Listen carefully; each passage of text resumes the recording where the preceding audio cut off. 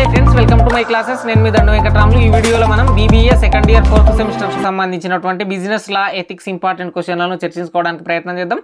తెలంగాణ రాష్ట్రంలో ఉన్నటువంటి అన్ని యూనివర్సిటీలకు, అన్ని కాలేజీలకు BBA సెకండ్ ఇయర్ 4th సెమిస్టర్లో బిజినెస్ లా ఎథిక్స్ ఉండడం జరిగింది. వీటితో పాటు BBAకి సంబంధించినటువంటి అన్ని సబ్జెక్టులు చేయడం జరిగింది. కింద డిస్క్రిప్షన్లో ఉంటాయి. మీరు ఇంకా నా ఛానల్ని సబ్స్క్రైబ్ చేసుకోలేనట్లయితే please do subscribe my channel. Telangana రాష్ట్రంలో ఉన్నటువంటి Osmania university, Palamuru university, Satavahana university, Kakatiya university, Telangana university, అట్లాగే మహాత్మా గాంధీ యూనివర్సిటీ, అన్ని యూనివర్సిటీల పరిధిలో బిజినెస్ లా ఎథిక్స్కి సంబంధించినటువంటి ఇంపార్టెంట్ క్వశ్చన్లు ఇవి. ఖచ్చితంగా మీరు అందరూ కూడా పాస్ అయ్యే విధంగా డ్యామ్ షూర్ వచ్చేటటువంటి క్వశ్చన్లను ప్రిపేర్ చేయడం జరిగింది. తెలుగు మరియు ఇంగ్లీష్ రెండు మీడియాల్లో చర్చించుకుందాం. మొదట లాంగ్ క్వశ్చన్లు చర్చించుకొని తర్వాత షార్ట్ క్వశ్చన్లు చూద్దాం. దీనికి సంబంధించి బిజినెస్ లా ఎథిక్స్కి సంబంధించినటువంటి మోడల్ పేపర్ల లింక్ కూడా కింద డిస్క్రిప్షన్లో ఉంటుంది, చూడడానికి ప్రయత్నం చేయండి. Write about the essential elements of a valid contract. చెల్లుబాటు అయ్యే ఒప్పందం యొక్క ముఖ్యమైన అంశాల గురించి రాయండి. Write about the remedies available for the breach of a contract. ఒప్పందాన్ని ఉల్లంఘించినందుకు అందుబాటులో ఉన్న పరిష్కారాల గురించి రాయండి.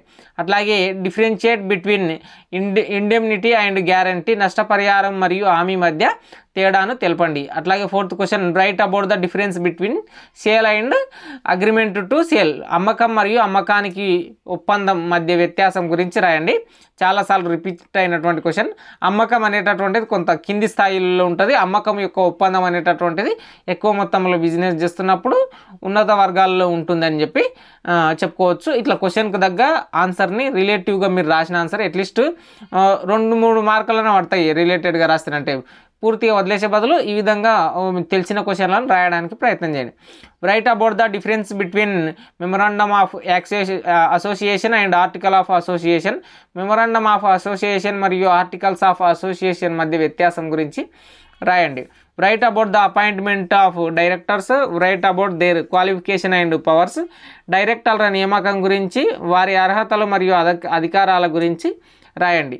అట్లాగే 7th క్వశ్చన్, మోస్ట్ ఇంపార్టెంట్, చాలాసార్లు ఎవ్రీ ఇయర్ రిపీట్ అయ్యేటటువంటి question. Write about the consumer protection act in India.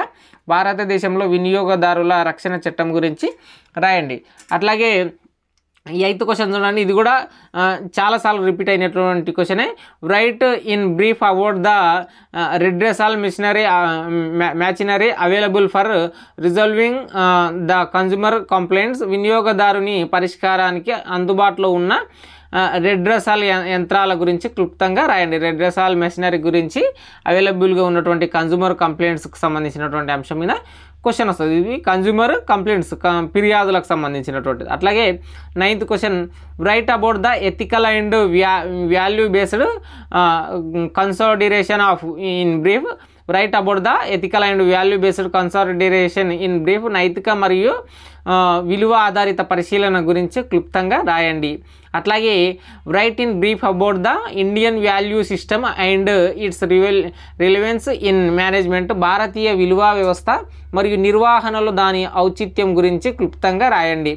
అట్లాగే explain rights and duties of consumer under the consumer protection act. వినియోగదారుల రక్షణ చట్టం కింద వినియోగదారుల హక్కులు మరియు విధుల గురించి వివరించండి. ఇంతకుముందు 7th క్వశ్చన్ ఎట్లుంది, right about the consumer protection act in India అనేటటువంటి క్వశ్చన్ ఎంత ఇంపార్టెంటో ఇది కూడా 11th క్వశ్చన్. అటువంటి కోవకు సంబంధించినటువంటి హక్కులకు సంబంధించినటువంటి ప్రొటెక్షన్కి సంబంధించినటువంటి question. Define business ethics and explain it's characteristics. వ్యాపార నీతి నిర్వచించి మరియు దాని లక్షణాలను వివరించండి. ఇది బిజినెస్ ఎథిక్స్ లాకి సంబంధించి ఏదైతే మన సిలబస్ నేమ్ ఉందో బిజినెస్ లా అండ్ ఎథిక్స్కి సంబంధించినటువంటి దాని మీదనే ఇటువంటి బేస్డ్ క్వశ్చన్లు కూడా వస్తాయి. ఇక షార్ట్ క్వశ్చన్ల విషయానికి వస్తే, కాంట్రాక్ట్ ఒప్పందం, ఆఫర్కు సంబంధించి, కంపెనీ, కన్జ్యూమర్ అంటే వినియోగదారుడు, బిజినెస్ ఎథిక్స్ అంటే వ్యాపార నీతి, యాక్సెప్టెన్స్ అంటే అంగీకారము, బెయిల్మెంట్ ప్రతిజ్ఞకు సంబంధించి ప్లెడ్జ్, అట్లాగే మేనేజింగ్ డైరెక్టర్, అట్లాగే environmental laws prevalent to check the pollution in India. భారతదేశంలో కాలుష్యాన్ని తనిఖీ చేయడానికి పర్యావరణ చట్టాలు ఉన్నాయి, దాని గురించి వివరించండి. అట్లాగే right A short notes on fire market wages. Fair market వేతనాలపై ఒక చిన్న నోట్ రాయండి అని చెప్తుంది, ఫెయిర్ మార్కెట్ వేజెస్కు సంబంధించి. అట్లాగే right a brief note on types of offers. అట్లా రకాలపై సంక్షిప్త గమనిక రాయండి. ఇక్కడ మనకు ఫస్ట్ క్వశ్చన్ ఏముంది, second question offer only just వచ్చింది.